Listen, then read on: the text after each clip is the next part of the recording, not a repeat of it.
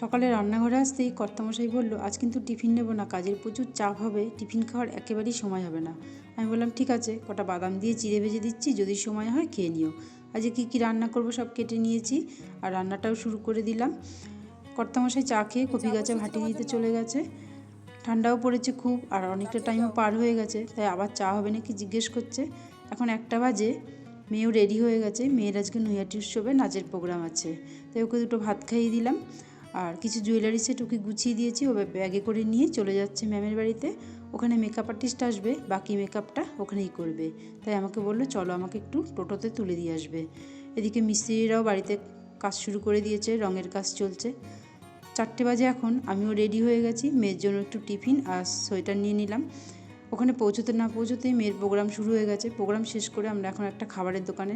কেমন লাগলো আজকের আমার মিনি ব্লগটা? যদি ভালো লেগে থাকে সাবস্ক্রাইব করো। দেখা হচ্ছে পরের ভিডিওতে।